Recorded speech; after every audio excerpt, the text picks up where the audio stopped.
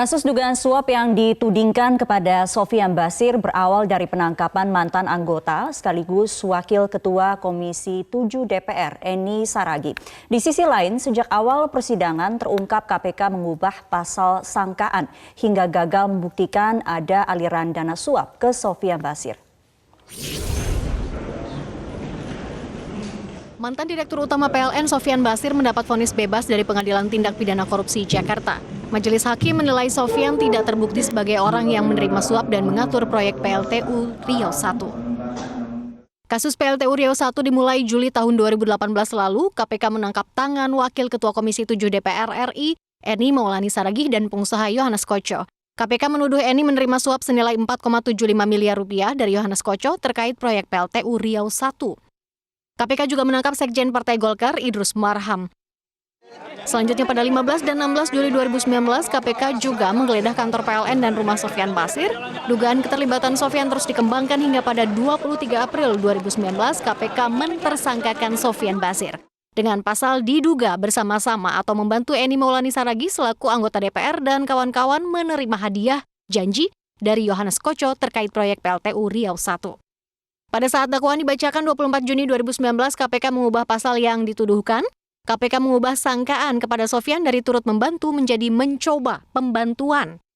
Lalu pada 7 Oktober 2019, KPK menyebut Sofian tidak menikmati suap, tapi tetap dianggap memberikan percobaan pembantuan. Maka jaksa KPK tetap menuntut Sofian Basir 5 tahun penjara. Hal ini dibantah Sofian saat pledoi. Sofian mengatakan sesuai keterangan Koco dalam persidangan bahwa saya tidak tahu menahu adanya fee agent dan rencana beberapa pihak menerima itu dan apalagi pemberian kepada saya. Karena tidak adanya unsur yang membuktikan Sofian terima uang dan turut membantu suap, Majelis Hakim Pengadilan Tipikor membebaskan Sofian pada 4 November 2019. Tim Liputan Metro TV.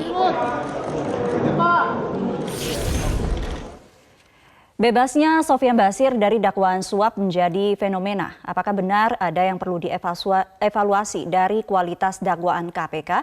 Dan untuk membahas hal ini telah hadir di studio pakar hukum pidana Asep Iwan Iryawan dan juga juru bicara KPK Febri Diansyah yang akan nanti bergabung dari gedung KPK. Dan kami juga akan menghubungi pengacara Sofian Basir, Susilo Ariwibowo, melalui sambungan telepon. Selamat malam, Kang Asep. Selamat malam, Mbak Sufi. Ya, sebelumnya saya ingin ke Pak Susilo Ariwibowo dulu. Pak Susilo, selamat sore. Assalamualaikum warahmatullahi wabarakatuh. Waalaikumsalam. Pak Susilo, bagaimana klien Anda merespon atau menanggapi hasil putusan dari Majelis Hakim? Ya, yang pertama begini. Saya minta semua, saya harapkan bisa menghormati putusan, ya. Dan yang kedua, perlu disampaikan bahwa sebenarnya Pak Sofian Basir itu dituduh memberikan pembantuan terhadap pelaku tindak pidana. Siapa pelaku tindak pidana? Pelaku tindak pidana itu adalah pemberian suap Pak Yohanes Koco kepada Ibu Eni Maulani Saragih. Nah, tuduhan KPK kepada Pak Sofian Basir itu adalah pihak atau orang yang membantu terjadinya tindak pidana itu. Nah, menjadi syarat utama, halo? Ya, silakan Pak Susilo. Syarat utama di dalam pasal 56 kedua KUHP, pembantuan itu harus ada unsur kesengajaan, harus ada unsur keinsafan, harus ada unsur sadar bahwa apa yang dilakukan itu sebagai bagian dari pembantuan selesainya tindak pidana itu. Nah, di dalam perjalanan pembuktian KPK, memang penuntut umum telah menyampaikan beberapa pertemuan-pertemuan yang dilakukan oleh beberapa orang, terutama Pak Sofian Basir, kemudian Ibu Eni dan Yohanes Koco. Tetapi yang terpenting, substansinya itu tidak merupakan hal-hal yang sifatnya koruptif, gitu. Tidak ada hal deal-deal tentang uang, tidak ada deal-deal tentang janji. Sehingga pasal 56 kedua yang dikatakan unsur kesengajaan itu untuk mengetahui atau membantu tindak pidana itu, menurut putusan tadi, itu tidak terbukti. Nah, hal itulah yang membebaskan Pak Sofian Basir dari tuntutan dakwaan atau tuntutan dari penuntut umum itu. Intinya begitu. Ya. Pak Susilo ditahan dulu, saya ingin minta tanggapan dari perspektif sebagai pakar hukum pidana. Kang Asep Bagaimana melihat hasil putusan majelis hakim? Ya, saya sependapat dengan Pak Susilo. Ya, ketika ada putusan harus dihormati. Ya, res judicata perperat habitur. Selama belum dibatalkan kita hormati satu itu. Tapi kan itu juga perlu ada catatan dong, ya, bahwa soal putusan bebas biasa, di mana juga lepas biasa, masuk lapas sudah biasa. Cuman kan harus ada beberapa catatan. Memang ketika hakim kalau lihat penjelasan tadi putusan kita dengarkan bahwa tidak membantu dalam perkara suap, gitu kan. Nah, di sini mungkin saya agak berbeda dengan Pak Susilo. Justru bukan ketika terjadinya suapnya itu. Nah, tapi kita kan ada pertemuan-pertemuan yang mengakibatkan suap, di situ terjadi tindak pidana. Misalkan gini, kan ketika hakim mengambil kesimpulan, ya, pasal 185 ayat 6, kesesuaian alat bukti, kesesuaian saksi, ya harus dipertimbangkan dengan sungguh-sungguh, jujur dan objektif. Kan ada pertemuan, ya, katakanlah ada orang oknum legislatif E, ada oknum eksekutif I, ya, ada pengusaha K, ya, terjadilah pertemuan sehingga terjadi proyek yang PLTU itu. Nah, di situ kan ada pembicaraan, ya. Ketika ada pembicaraan itulah yang di tiga putusan di kasus E, kasus I, kasus K, ya, terbukti mereka.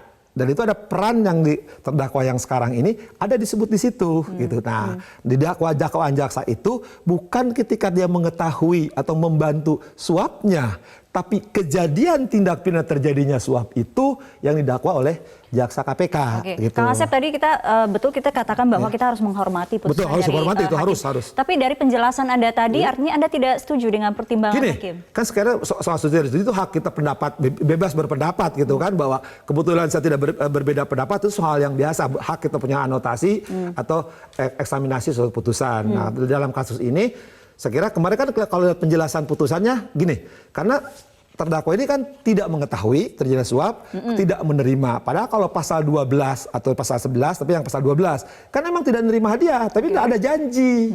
Nah, jadi kalau lihat pertimbangan di putusan, sekali kita kan putusan tidak boleh bertentangan satu dengan yang lain. Kalau jadi putusan sama lain itu alasan nanti kelak di PK, ya. Tapi ini kan baru untuk kasasi dulu. Kalau KPK silakan untuk ajukan kasasi. Nah, kan di pertimbangan di kasusnya E, di kasusnya I, di kasusnya K, itu jelas ada pertemuan-pertemuan itu sehingga mereka kena tindak pidana sekali lagi. Tapi kan di pertimbangan putusan sekarang, pertimbangan justru itu terdakwa yang sekarang itu B ini, ya, SB ini tidak mengetahui suapnya, tidak menyebabkan suapnya, tidak sekali. Dan tapi, tidak menerima aliran dana suap. tidak suap, tapi kan sekali pasal 12 itu tidak hanya menerima hadiah, termasuk janji. Jadi sekali lagi kita hormati putusan itu. Silakan nanti KPK untuk silakan memori kasasinya. Kita nanti akan lanjutkan dialog ini karena kan ada upaya hukum alternatif kasasi ya yang akan dilakukan oleh KPK. Nanti kita akan lanjutkan, tetap di Prime Time News. Baik, kita lanjutkan kembali perbincangan ini dan sudah bergabung bersama kami juru bicara KPK Febri Diansyah langsung dari gedung KPK. Selamat sore, Mas Febri. Selamat sore, Mbak Sumi. Ya, Mas Febri, bagaimana KPK menanggapi hasil putusan dari majelis hakim? Ya, secara kelembagaan tentu kami harus menghormati menghormati institusi peradilan, dan salah satu bentuk produk dari institusi peradilan itu adalah putusan. Dari lebih dari 1.000 orang yang kami proses, ada beberapa yang divonis bebas. Kalau dihitung ini yang ketiga sebenarnya. Jadi yang pertama dulu yang divonis bebas di tingkat pertama ya di pengadilan tipikor pada pengadilan negeri itu Wali Kota Bekasi, di pengadilan tipikor di Bandung, kemudian di Riau juga ada satu orang mantan ketua DPRD di sana. Dan setelah itu kami melakukan upaya hukum, setelah kami pelajari lebih lanjut dan kami meyakini memang bukti-bukti yang kami ajukan itu sangat kuat. Kami lakukan upaya hukum kasasi dan 2 putusan bebas itu sebelumnya sudah dianulir. Nah, dalam konteks vonis bebas untuk terdakwa Sofyan Basir saat ini, tadi jaksa penuntut umum sudah melaporkan juga pada pimpinan dan sudah bicara lebih lanjut. Arahan pimpinan pada pokoknya untuk pelaksanaan putusan dalam waktu yang segera itu dilakukan setelah petikan putusan didapatkan. Dan kami sudah mendapatkan petikan putusan itu dan segera tentu administrasi lanjutannya akan dilakukan.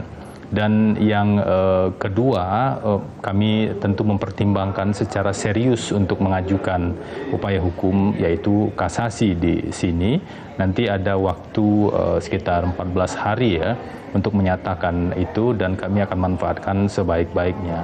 Yang terpenting adalah sejak dakwaan itu diajukan sampai dengan proses pembuktian kemarin dan tuntutan yang diajukan KPK beberapa waktu yang lalu, sebenarnya kami sangat meyakini seluruh unsur pasal itu terbukti, khususnya karena ada perbedaan ya dengan para terdakwa yang lain.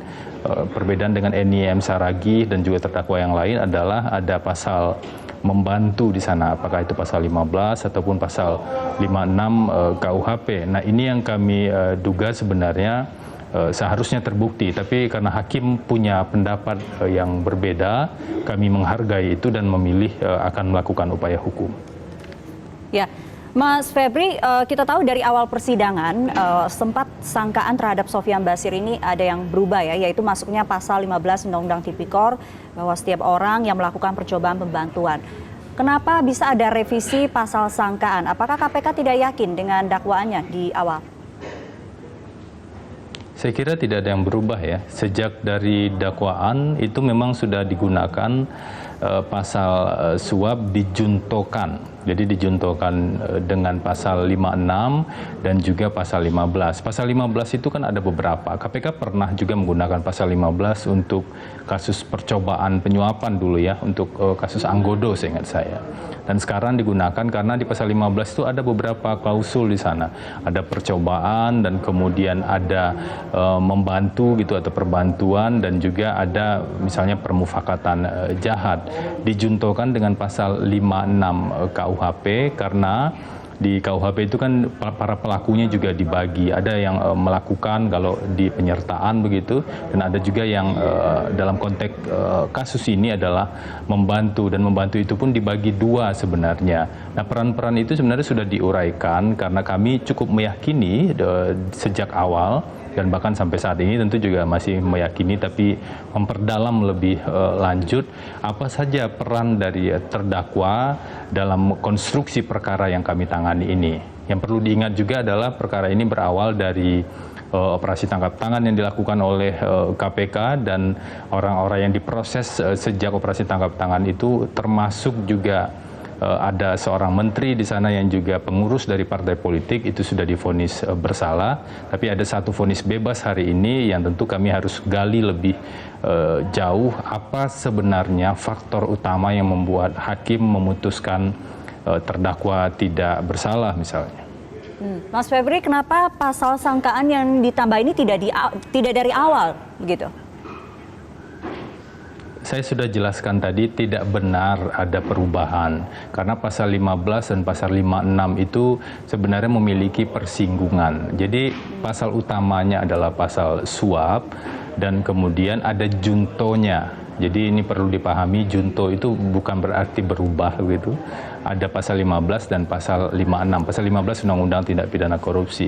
Itu konstruksi logisnya saja.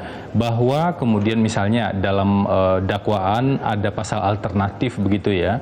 Dan di tuntutan jaksa penuntut umum kemudian memilih salah satu pasal yang paling kuat buktinya, maka itu proses yang wajar dalam hukum acara pidana kita.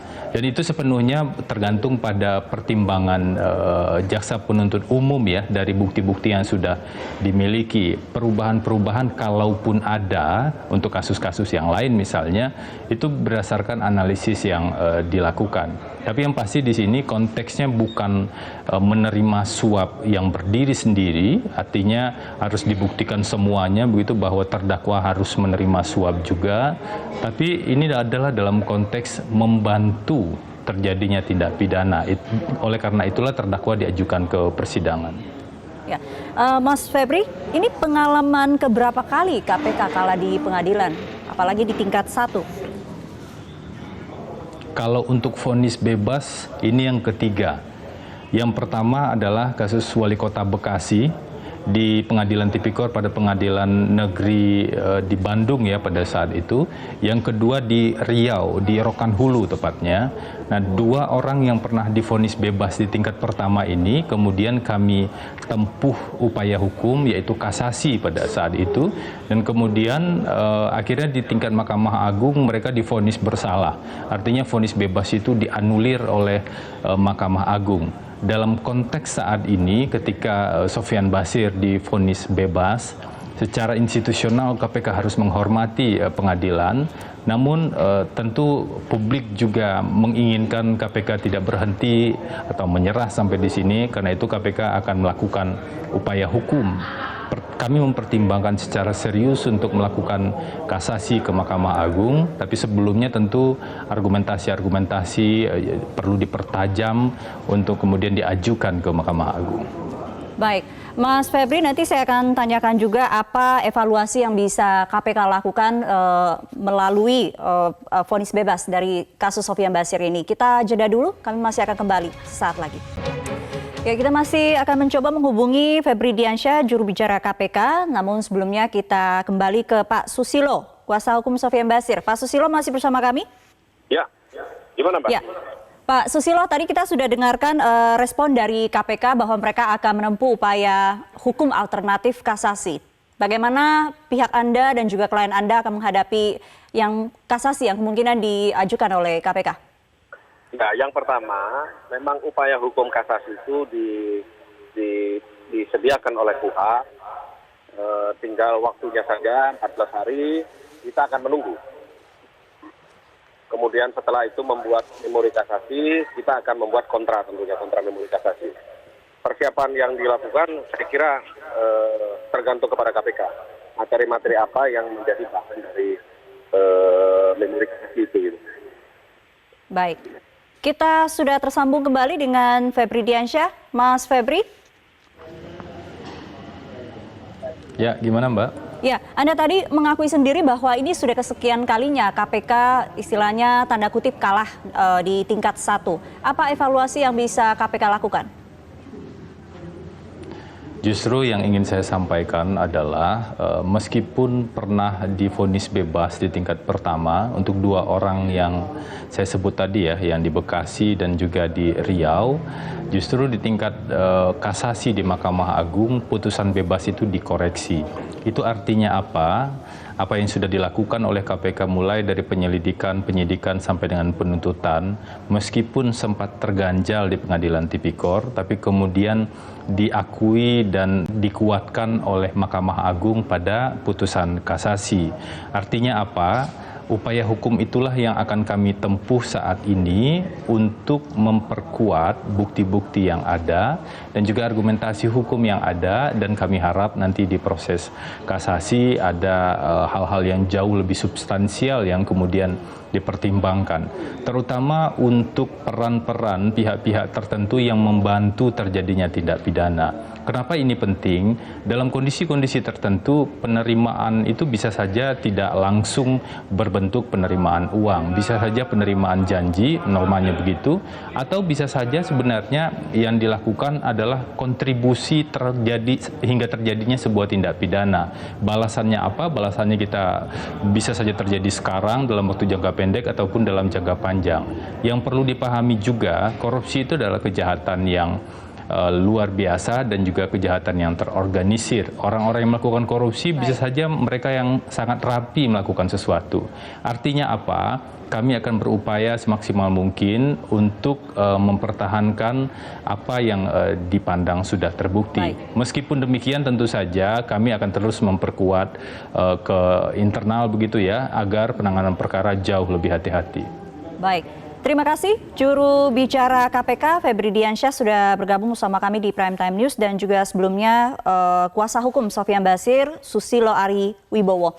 Kita kembali ke Kang Asep sebagai penutup. Kang Asep, bagaimana analisa Anda dengan kasus ini? Ya, menurut saya benar, KPK harus kasasi. Kan tadi saya katakan kan kasasi itu pasal 25 KUHP ada 3 alasan. penerapan hukum, kelalaian, kompetensi. Kalau saya melihatnya ini salah penerapan hukum. Tadi yang saya katakan di awal kan, harusnya kan tadi, jadi harus diperjelas. Pasal 12 atau pasal 11 itu suap. Nah pasal 15 itu tadi pilihan. Ya perbantuan, perbuatan jahat, kemudian percobaan. Bisa tiga-tiganya bisa salah satu kan. Nah bisa dua. Kemudian pasal 56 itu adalah membantu. Jadi sekali lagi, ada tindak pidana yang menurut pasal 15, perbantuan itu sama dengan perbuatannya. Kan yang 3 orang tadi itu adalah perkara suap. Nah, di pertengah pasal 15 ini membantu loh, hukumannya sama. Betul 56 mau 15. Nah, jadi ketika ini ada tindak pidana suap, ada yang membantu dalam bentuk tadi memfasilitasi dalam tanda petik pertemuan sehingga terjadi suap. Sekali lagi, bukan ketika ada penyerahan uang suapnya dari E ke I atau dari K itu, tapi tindak itu suap itu terjadi, ada yang memberikan ruang itu, kan ada proyek PLTU. Nah saya pikir biarlah nanti Mahkamah Agung memutus apa yang terjadi, kita hormati putusan itu. Kang Asep, saya mau meng-highlight pernyataan terakhir dari Febri Diansyah tadi, pembenahan internal harus dilakukan oleh KPK supaya lebih baik lagi menangani kasus ke depan. Apakah Anda melihat bahwa ada kualitas dakwaan KPK yang menurun? Kalau selama ini kan beberapa putusan KPK berkas 99% kan dikabulkan. Kecuali kan beberapa putusan memang yang KPK tadi kalah gitu kan. Nah tapi saya pikir toh di Mahkamah Agung juga akhirnya dibatalkan. Tapi juga walaupun di Mahkamah Agung juga ada putusan kasasi yang ternyata kalah juga KPK.